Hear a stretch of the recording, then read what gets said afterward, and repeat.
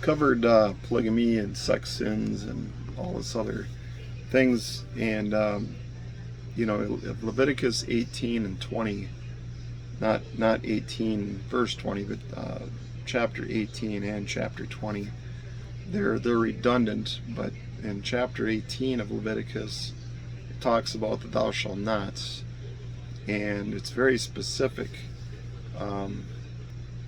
It starts out and it says, you shall do my judgments, keep my ordinances, and walk therein. I am the Lord your God.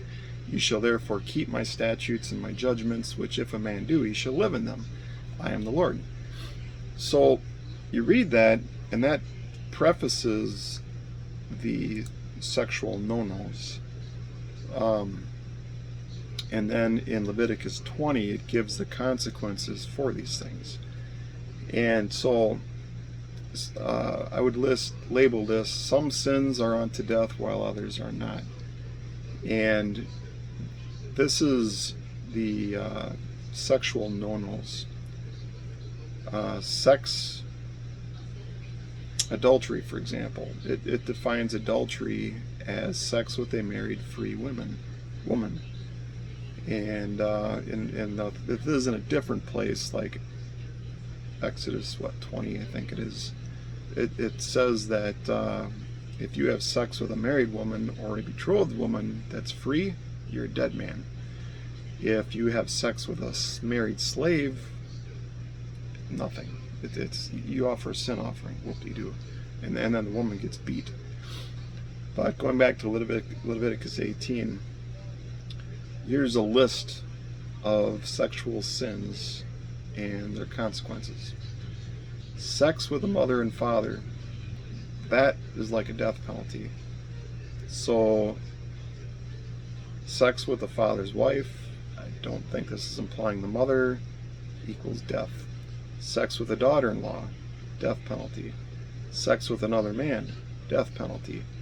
Sex with an animal, whether you're male or female, it's a death penalty.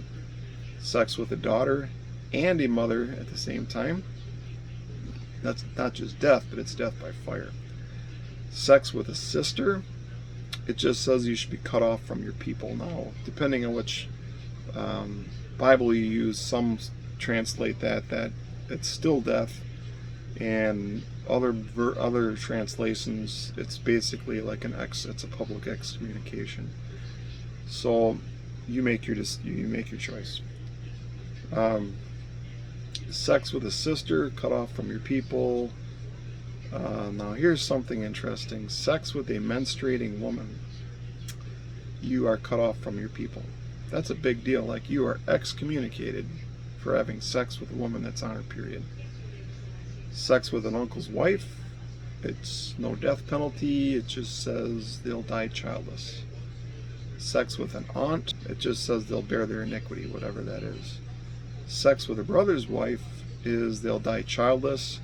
Now there's an exception to that, which isn't listed in Leviticus 18 or 20, and there's actually other places where you are commanded, if your brother has a wife and she does not bear him a child and he dies, it is your responsibility as a brother to impregnate her, and then the firstborn, basically marry her, and then the firstborn child from her gets his name, so his name can pass on.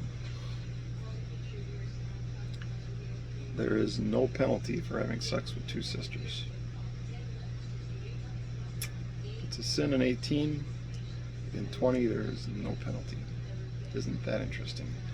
There is a bigger penalty for having sex with a woman that's menstruating than there is for having sex or marrying two sisters.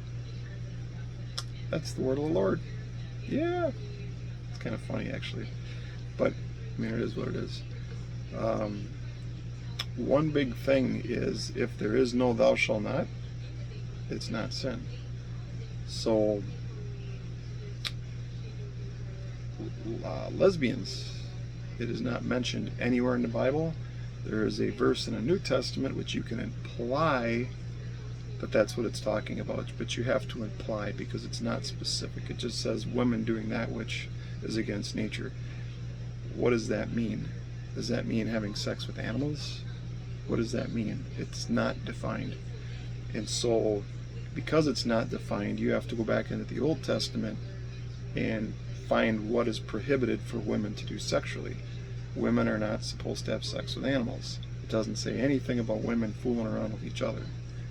So I'm not trying to make an excuse for women being lesbians. I'm just saying, if you want to stick strictly to what the Bible says, you cannot interject things. And therefore, lesbians, you're off the hook, I guess. I don't know what to say. Guys, you're out of luck. So if there is no thou shalt not, it's not sin. So rape, there is no prohibition against rape. There is no prohibition against, well, unless it's a married woman or betrothed, then you're dead. So there's no prohibition against rape. There's no prohibition against lesbians. And there is no prohibition against having multiple wives.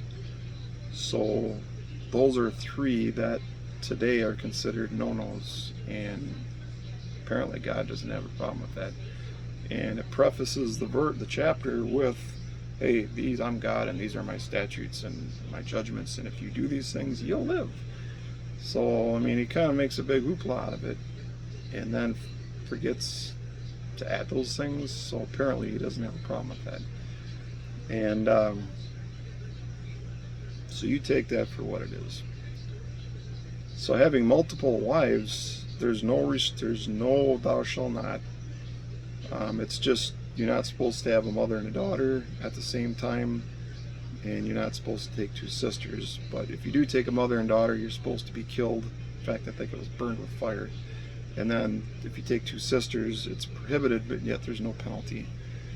And even marrying your sister, you know, like King David, he had a son, and the son lusted after one of King David's daughters, and Tamar, and he like forced her, and she says, don't force me, you know, basically, I'm paraphrasing, like, talk to the king, he won't hold me from you, but just don't do this, don't force me.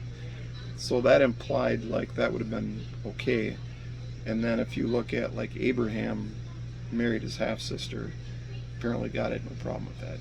So, and then God identifies as a polygamist when he says that he had two sisters that he was married to. And I mean, call it a metaphor, analogy, whatever. It's his example, and he doesn't seem to have a problem with it. So take it for what it's worth. But so multiple wives, for example, the only restrictions are no mother-daughter, no two sisters, but that's kind of wink-wink. And then the law gives clarifications on like inheritance rights, and if you take more than one wife, making sure that they're all satisfied. That's it. Have fun.